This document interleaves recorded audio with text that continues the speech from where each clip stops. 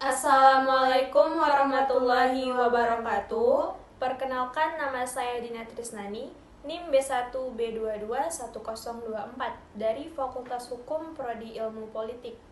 Perkenalkan, nama saya Zahara Marnanda dari Fakultas Hukum Prodi Ilmu Politik Universitas Jambi.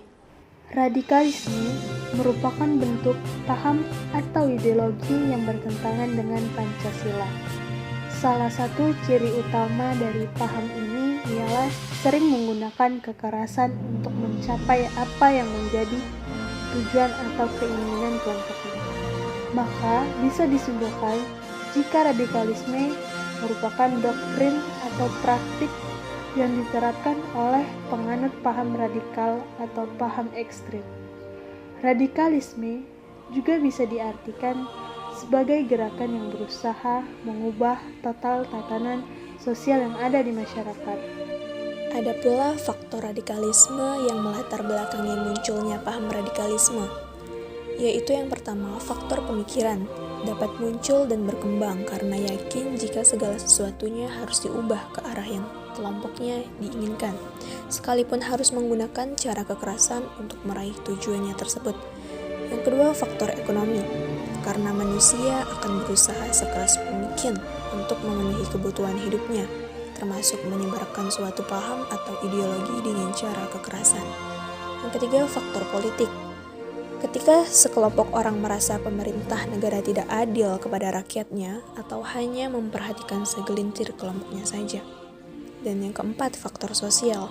Secara historis, kita dapat melihat bahwa konflik-konflik yang ditimbulkan oleh kalangan radikal dengan seperangkat alat kekerasannya dalam menentang dan membenturkan diri dengan kelompok lainnya.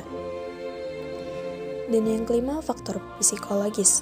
Radikalisme dapat tumbuh dan berkembang dalam diri seseorang yang memiliki berbagai permasalahan, rasa benci, serta dendam, sehingga berpotensi menjadi radikalis dan mudah dipengaruhi oleh orang lain. Dan yang keenam, faktor pendidikan. Radikalisme dapat muncul di berbagai tempat, termasuk sarana pendidikan. Ideologi radikalisme bisa dengan mudah disisipkan dalam pengajaran. Nah, bagaimana pula radikalisme muncul di Indonesia? Yaitu disebabkan seiring perubahan tatanan sosial dan politik.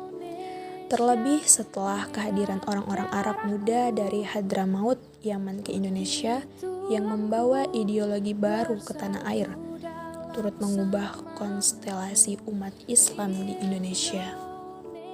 Cegah radikalisme di generasi milenial masih rentan. Sebagian besar pelaku radikalisme yang berbentuk kekerasan berasal dari kalangan milenial. Dan kita sebagai generasi milenial lebih mampu membangun sinergi dengan tokoh-tokoh muda sebagai ikhtiar mencegah penyebaran paham radikalisme tersebut. Paham radikal bertebaran di medsos. Anak muda sebagai generasi milenial tidak bisa jauh dari yang namanya medsos, sehingga harus bisa membentengi diri. Salah satu caranya dengan berpikir kritis, meningkatkan critical thinking. Jika ada narasi-narasi yang agak aneh, menebar kebencian, itu kita kritisi terlebih dahulu, agar kaum milenial tidak tersesat di tengah paham radikalisme. Dan juga mereka harus memahami dan mengetahui dulu tentang radikalisme.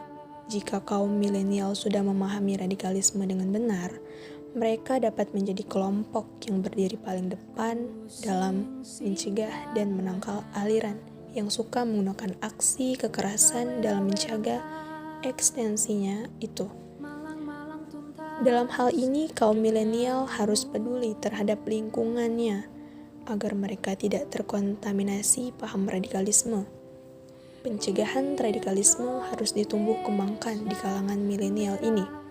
Ayo, kita sebagai generasi milenial cegah radikalisme.